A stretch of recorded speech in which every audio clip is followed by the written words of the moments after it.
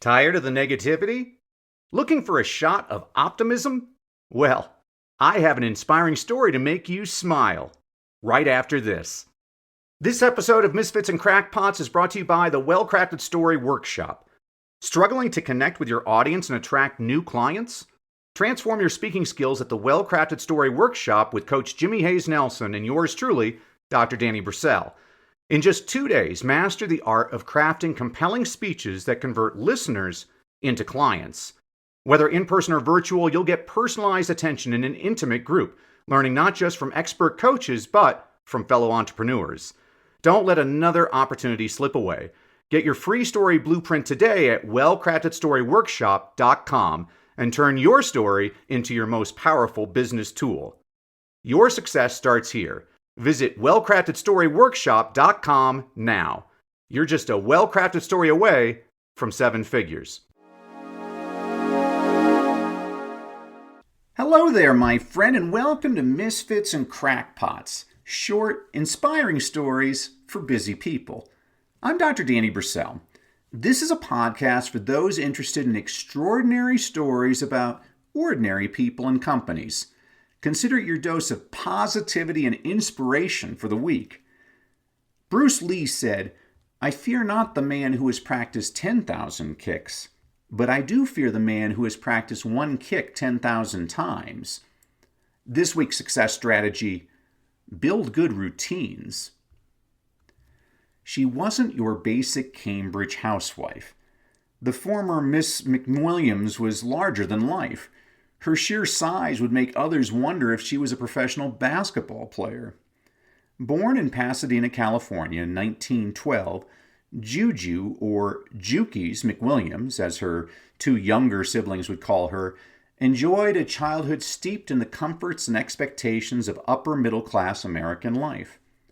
Her father was a successful real estate investor, while her mother was the heiress to a paper company and the daughter of a Massachusetts politician. Her early life was characterized by an appetite for adventure and learning. Beneath the surface of this seemingly conventional upbringing, however, McWilliams had a restless spirit eager to break free from the era's constraints on women. Her life's journey is a narrative of transformation, resilience, and the profound impact of daily routines. At Smith College, McWilliams pursued her independence as an English major, nurturing a deep-seated ambition to become a writer. She submitted multiple unpublished articles to the New Yorker magazine and even dabbled in writing short plays. This period of her life laid the foundation for her extraordinary capacity for research, meticulous attention to detail, and an unwavering commitment to her craft, a recipe for success that would later define her best-selling books. Post-college, McWilliams' career took a series of unexpected turns. After graduating from college, she moved to New York, still hoping to become a novelist. She worked as a copywriter in the advertising department of home furnishings company W&J Sloan. Alas, McWilliams soon discovered that she and copywriting did not mix. Fired from that job, she moved again, this time to Washington, D.C. Too tall to enlist in the Women's Army Corps or U.S. Navy's Waves during World War II, McWilliams began volunteering as a research assistant for the Office of Strategic Services, OSS, a newly formed government intelligence agency that would eventually become known as the Central Intelligence Agency, CIA. In her interview notes, the following was written about her: good impression, pleasant, alert, capable, very tall. She began her OSS career as a typist, but because of her education and experience, soon worked as a top-secret researcher, working directly for the head of OSS, General William J. Donovan. During her time at the OSS, McWilliams experimented with various ingredients to develop a repellent to prevent sharks from detonating underwater explosives meant for German U-boats. Her efforts earned her recognition, and her superiors noted her drive and inherent cheerfulness. Eventually, her duties sent her to assignments in China and Sri Lanka that gave her a taste for the rest of the world. It was in Sri Lanka where she met Paul. The two fell in love and were married in 1946. Now, the former Miss McWilliams, Juju, would accompany her husband 2 years later to Paris for his first assignment with the United States Foreign Service. Paris forever altered the course of Juju's life. It was here, in this post-war glow of the City of Light, that Juju's true calling flourished. Ironically, her transformation into a best-selling author began in the kitchen. Enrolling at the Cordon Bleu cooking school, she embarked on an exhaustive exploration of French cuisine. Despite being the only woman in her class, she embraced the challenge with open arms, driven by an insatiable curiosity and a desire to master the art of French cooking. Her daily routines at the prestigious Culinary Academy were grueling but life-altering, and she embraced them with her characteristic zeal and determination. Each day was a meticulous exercise in mastering the art of French cooking, from the precision of her knife skills to the subtle balance of flavors. These routines were not mere discipline, they were an expression of Juju's burgeoning love for culinary arts. Her true gift, though, was not in cooking, but in communicating. Her seminal work, a collaboration that would come to be known as Mastering the Art of French Cooking, was verification to her deep dive into the complexities and beauties of French cuisine. This meticulously researched guide was more than a mere cookbook.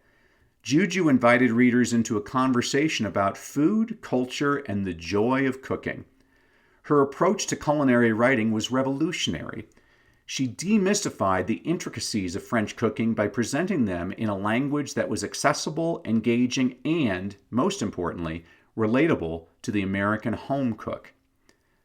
The book's success was unprecedented, but it was Juju's foray into television that cemented her status as a culinary icon.